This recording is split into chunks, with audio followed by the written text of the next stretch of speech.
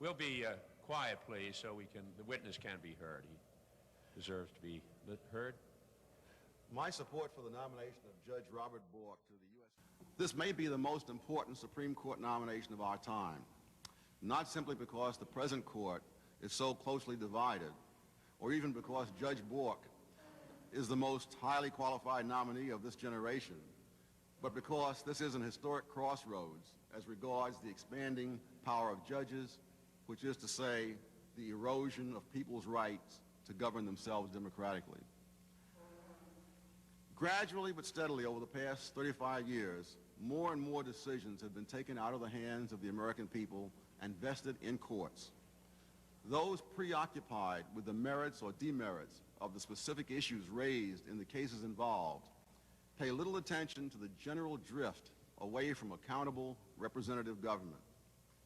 The ad hoc way many of these landmark cases of this era were based on legal principles improvised for the moment has meant that law itself has become more and more a matter of how judges happen to feel politically or socially about particular issues or particular litigants.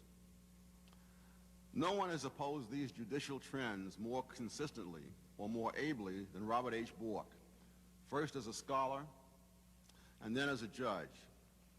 Mr. Bork has rejected the idea that judges should engage in heroic adventures in policymaking, as he calls it. The renunciation of power, he has said, is the morality of the jurist, not the assumption of power in the name of morality. What Mr. Bork has fought against consistently over the years has been, in his words, government by judges who are not applying the Constitution. The statistics thrown around recklessly as to how Judge Bork has allegedly voted against women X% of the time or for some other class of litigants Y% of the time are no more reliable than the definitions used by the special interest sources from which they come. Arbitrary definitions are no less arbitrary when they are expressed in numbers rather than words.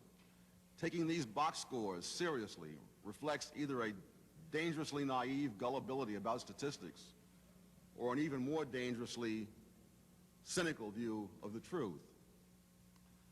The same kind of box score approach has been used against Judge Bork in the racial area, except that all the things Mr. Bork has done to advance the civil rights of blacks and Asians are either ignored or played down, while every legal question he has raised about any portion of any civil rights law or court decision has been automatically defined by his critics as being anti-civil rights or anti-black.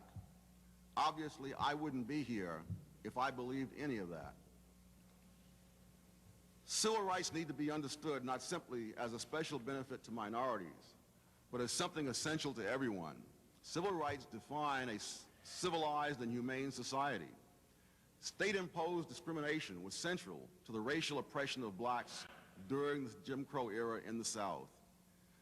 Judge Bork opposed this central focus of racial discrimination, from Brown v. Board in the 1950s to Washington v. Davis in the 1970s to his work on the Court of Appeals in the 1980s. His criticisms of particular parts of particular laws and court decisions have often been in terms of the extension of constitutional rules from the government to private individuals and non-governmental organizations. These serious legal questions are by no means confined to Judge Bork. The law journals and law books have been full of controversies for decades over so-called state action. It was precisely this principle which many raised in the restrictive covenant cases, which are not simply cases about whether you are for or against housing discrimination. Demagoguery on this point is especially uncalled for, since no one, as far as I've been able to tell, has ever seriously advanced any evidence that Shelley v. Kramer or Reitman versus Mulkey made any discernible difference in racial housing patterns. The question is whether political symbolism was enough reason to justify trying to make the Constitution say something that it did not say. In our preoccupation with specific issues and specific groups, it is easy to forget that all groups stand to lose as Americans when the law is undermined as judicial activism surrounds all laws with a large and growing penumbra of uncertainty. Yeah. Do you want to summarize your I thought? think I have 10 minutes, was it? I have about a minute, another minute. Fine. No one loses more than the black community when their children are not educated or when judicial undermining of law enforcement makes their streets far more unsafe than they were 40 years ago. Legal principles are not just abstract intellectual matters. They are often far more important to far more people than the specific issues which provoke single-issue organizations to venom and propaganda. If more people will look beyond this propaganda to the enduring principles which should guide the law of the nation, I am sure that more will support the nomination of Robert Bork to the Supreme Court. I don't think that judicial activism has been beneficial to minorities. One of the reasons is what I've mentioned earlier, that it's extremely hard for kids in many ghettos to get a decent education today. Let's say as decent an education as I got in the center of Harlem 40 years ago, because the disruption is so much greater today and there's so little you can do about it. If you expel more black males from some schools than you expel Asian females, that becomes a court case. You have the American Civil Liberties Union intervening in these places. There were students, there were parents actually, parading, I believe in Chicago, with signs saying American Civil Liberties Union, keep out, because they wanted their kids to get educated. That couldn't be done if you're going to have to due process every disruptive student. I think one of the great handicaps that blacks and other minorities face across the country is that they are systematically mismatched with universities in the admissions process. That is, if Harvard feels that it must have X% of blacks, and if the pool is such that they can't get X% of blacks at the same level as the rest of the Harvard students, they're going to take those blacks who would have succeeded in some state university and bring them to Harvard, where many of them will fail. Or MIT is a better example, that the average black student at MIT is in the bottom 10% of MIT students in math. But he is in the top 90% of all American students in math, because MIT students are so phenomenal in mathematics. Something like 1/4 of all the black students going to MIT do not graduate.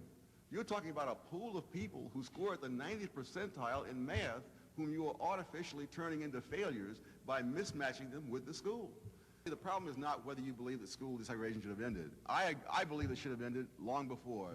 George Bork believes it should have ended long before. What he and what I have objected to are the principles used in that decision, because those principles take on a life of their own, and they come back to haunt you in other areas. Obviously, this old phrase, hard cases make bad law, derived from that fact. You dream up a principle to reach this result, and then the principle has a life of its own. So the principle of desegregating the schools... No, that wasn't the principle.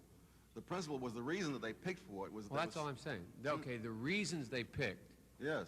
desegregating the schools, you and Judge Bork agree were the wrong principles, and they should have not... So the court shouldn't have done that. No, the court should have done it. Oh, okay. Both of us have said the court should have done it. I see. And in my case, and I think in his case, the court should have done it a lot sooner. How?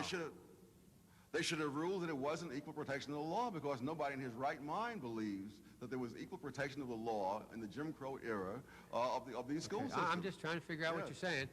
Then you see, this is what bothers me. People are talking about how judges should be sensitive to this particular group or that particular group. And if that means anything, if it means he's applying the law differently, that's precisely how blacks were held down for generations in the South. I see. So by literacy applying the law differently. So literacy tests, as long as they were equally applied, are all right. Sure. So I thought you thought. I gather from your comments about MIT and Harvard that you don't think there's enough blacks out there who are qualified to fill the number of vacancies allotted for them in those schools. Is that right? Is that what you're saying? Well, the word qualifies really is misleading. I got it. So, but my point is, you believe there are not enough black women and men out there that are the same as white women and men to be able to go through Harvard and MIT. What you're saying. It's not a question of what I think, it's a factual matter. So factually, you're saying factually there are not enough. Factually, this study's already been done by Klitgard at Harvard, and the figures are all there. Anyone can look them up. Okay, no, I just want to hear from you. I want to know what you're thinking.